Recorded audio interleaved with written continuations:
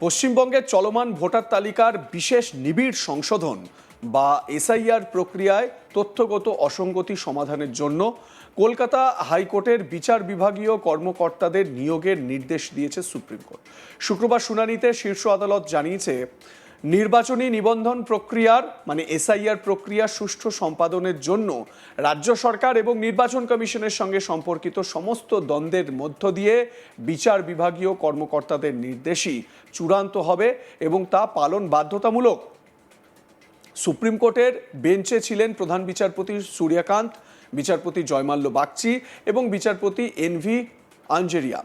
শুনানির সময় বেঞ্চ উল্লেখ করেছে যে রাজ্য সরকারের ভূমিকায় তারা হতাশ এবং কমিশন ও রাজ্যের মধ্যে যে আস্থার ঘাটতি তৈরি হয়েছে তা এসআইআর প্রক্রিয়াকে প্রভাবিত করছে। আদালত স্পষ্টভাবে জানিয়েছে, পশ্চিমবঙ্গে এসআইআর প্রক্রিয়াকে কেন্দ্র করে ব্যতিক্রমী পরিস্থিতি তৈরি হয়েছে, যেখানে বিচার বিভাগীয় হস্তক্ষেপ অপরিহার্য। সুপ্রিম কোর্টের নির্দেশ অনুযায়ী কলকাতা হাইকোর্ট প্রধান বিচারপতির মাধ্যমে কিছু কর্মরত বিচারক এবং অবসরপ্রাপ্ত অতিরিক্ত জেলা বিচারককে এসআইআর প্রক্রিয়ার জন্য নিযুক্ত করা হবে। এই কর্মকর্তারা প্রতিটি জেলায় যৌক্তিক অসঙ্গতির ভিত্তিতে প্রাপ্ত দাবিগুলোর পুনর্বিবেচনা এবং নিষ্পত্তি করবেন।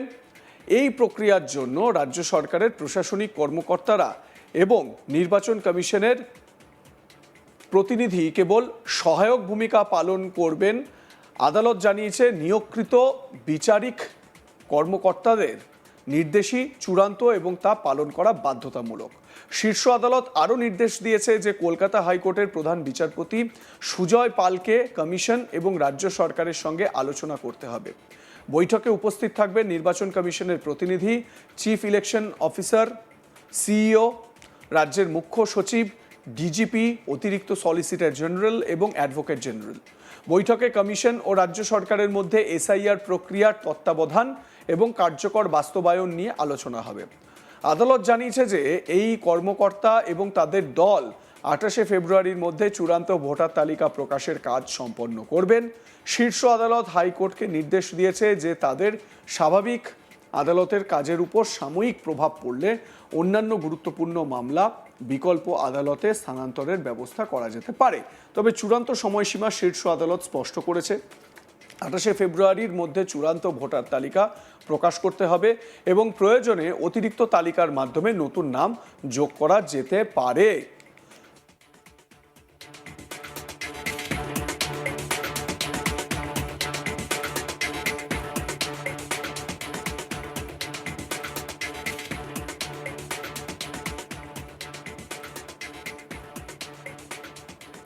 শুনানির সময় বেঞ্চ আরও নির্দেশ দিয়েছে যে এসআইআর প্রক্রিয়ায় নিরাপত্তা ও হুমকি সংক্রান্ত যে কোনো অভিযোগের জন্য বাংলার ডিজিপিকে অবিলম্বে ব্যবস্থা গ্রহণ করতে হবে এবং তার একটি স্ট্যাটাস রিপোর্ট আদালতে জমা দিতে হবে।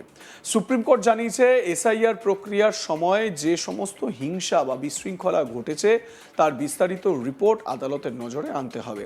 রাজ্যের নির্বাচনী প্রক্রিয়ার স্বচ্ছতা এবং বিশ্বাসযোগ্যতা বজায় রাখতে এই পদক্ষেপকে অপরিহার্য বলে উল্লেখ করা হয়েছে। প্রধান বিচারপতি সূর্যকান্ত বলেন, বিচার বিভাগীয় কর্মকর্তারা ভোটার তালিকার সংশোধন কার্যক্রমে সম্পূর্ণ স্বাধীনভাবে কাজ করবেন এবং কমিশন ও রাজ্য সরকারের কর্মকর্তারা কেবল সহায়ক ভূমিকা রাখবেন। এভাবে বিশ্বাসযোগ্যতা বজায় থাকবে এবং সময় মতো চূড়ান্ত তালিকা প্রকাশ সম্ভব হবে। এছাড়া আদালত কমিশন ও রাজ্যের মধ্যে পূর্বে যে সমস্ত অভিযোগ ও পাল্টা অভিযোগ উঠেছিল তা সমাধানের জন্য পদক্ষেপ নেওয়ার নির্দেশ দিয়েছে। প্রধান বিচারপতির বেঞ্চ উল্লেখ করেছে, এই অভিযোগগুলি রাজ্য এবং কমিশনের মধ্যে আস্থার ঘাটতি প্রদর্শন করে, যা ভোটার তালিকার প্রক্রিয়ায় ব্যাঘাত সৃষ্টি করতে পারে। সুপ্রিম কোর্টের এই নির্দেশে ভোটার তালিকার স্বচ্ছতা এবং সঠিকতা নিশ্চিত করা সম্ভব হবে বলে বিশেষজ্ঞরা মনে করছেন। রাজ্যের মুখ্যমন্ত্রী মমতা বন্দ্যোপাধ্যায় পূর্বে সুপ্রিম কোর্টে উপস্থিত হয়ে নির্বাচন কমিশন ও রাজ্যের মধ্যে বিভিন্ন অসঙ্গতি তুলে ধরেছিলেন। তিনি দাবি করেছিলেন, বিধানসভা নির্বাচনের কয়েক মাস আগে থেকে রাজ্যকে লক্ষ্যবস্তু করা হচ্ছে এবং ভোটারদের নাম মুছে ফেলার কাজ বন্ধ করার জন্য জরুরি যে নির্দেশ বা জরুরি নির্দেশনা প্রয়োজন।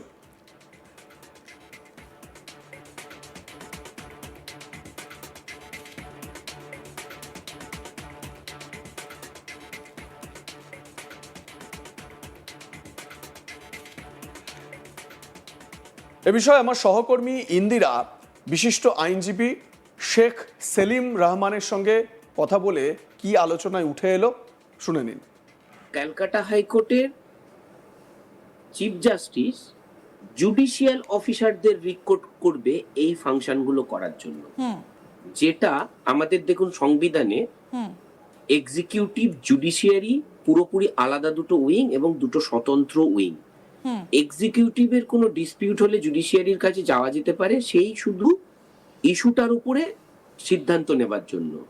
এই অর্ডারটা ভীষণ মানে কি বলবো, একেবারে অদেখা একখানা আনফোর্সিন অর্ডার। কখনো এরকম অর্ডার সুপ্রিম কোর্ট এর আগে কতবার দিয়েছে আমার জানা নেই, যেখানে অ্যাডমিনিস্ট্রেটিভ ডিসিশন বা অ্যাডমিনিস্ট্রেশনের টোটাল দায়িত্বটা তুলে নিয়ে জুডিশিয়ারির হাতে দিয়ে দিল।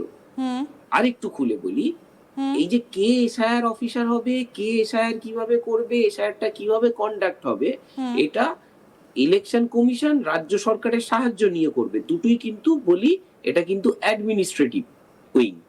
অ্যাডমিনিস্ট্রেটিভ উইং থেকে হাইজ্যাক করে নেওয়া হলো এই ইস্যুটাকে জুডিশিয়াল উইং এর কাছে। এখানে কিন্তু দুটো মারাত্মক প্রশ্ন আছে। একটা হচ্ছে জুডিশিয়াল উইং এর কিন্তু কাজ নয় ইলেকশন কমিশনের কাজে সহায়তা করার বা সময় দেওয়া। আমাদের দেশে অলরেডি কোটি কোটি মামলা পড়ে আছে, সেই মামলার বিচার হয় না, সময় পায় না, কারণ জজের অপ্রতুলতা।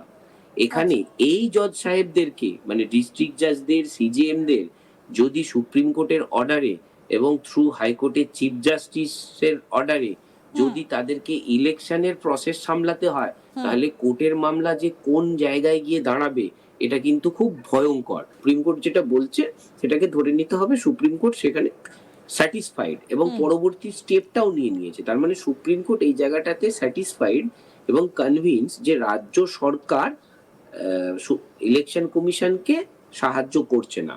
যদিও রাজ্য সরকারের বক্তব্য ছিল ইলেকশন কমিশন ঠিকঠাক কাজ করতে পারছে না। যদি সুপ্রিম কোর্ট ডিসাইডিং অথরিটি হয়, তাহলে কিন্তু সুপ্রিম কোর্ট বলে দিল রাজ্য সরকারের অফিসাররা এবং রাজ্য সরকারের বড় পদাধিকারীরা তারাও ইলেকশন কমিশনের এগেনস্টে কাজ করছে। স্বভাবতই আমরা চুপচাপ বসে থাকতে পারি না, আমরা অ্যাডমিনিস্ট্রেশনের উপর ভরসা করছি না। মানে রাজ্য সরকার যে অফিসার অ্যাডমিনিস্ট্রেটিভ থেকে দিত, অ্যাডমিনিস্ট্রেশন থেকে দিত, সেই অফিসাররা আমরা জুডিশিয়ারি থেকে দিচ্ছি। তার আর একটা কারণ হচ্ছে হাইকোর্ট সুপ্রিম কোর্টের দ্বারা নিয়ন্ত্রিত, ডিস্ট্রিক্ট জাজ হাইকোর্টের দ্বারা নিয়ন্ত্রিত। মানে পুরো প্রসেসটা এখন জুডিশিয়াল প্রসেসে এই এসআইআর প্রসেসটাকে কন্ডাক্ট করবে। তার মানে পরিষ্কার করে দেওয়া যে রাজ্য সরকারের বিরুদ্ধে ইলেকশন কমিশন যে অভিযোগ করেছিল সুপ্রিম কোর্টের সামনে, সুপ্রিম কোর্ট কিন্তু ইলেকশন কমিশনের সেই অভিযোগ মেনে নিল। প্রভিশন আছে কিনা, অবশ্যই ইলেকশন কমিশন তার যে কাজ করবে এবং রাজ্য সরকারের ডিউটি হচ্ছে ইলেকশন কমিশনকে সাহায্য করা। ইলেকশন কমিশন যা যা বলবে সমস্ত রকম ভাবে সাহায্য করতে হবে, কারণ সংবিধানে ইলেকশনটা একটা মেজর অ্যাক্টিভিটি। সবই মেজর অ্যাক্টিভিটি করার জন্য রাজ্য সরকারের যা যা সাহায্যের দরকার করতে হবে। যদি রাজ্য সরকারের কোনো অফিসার বা সমগ্র রাজ্য সরকার বা এক বা একাধিক অফিসার যদি সাহায্য না করে এবং যদি হুমকি দেয়, দেখুন হুমকি দেওয়া তো অবশ্যই কগনিজেবল অফেন্স।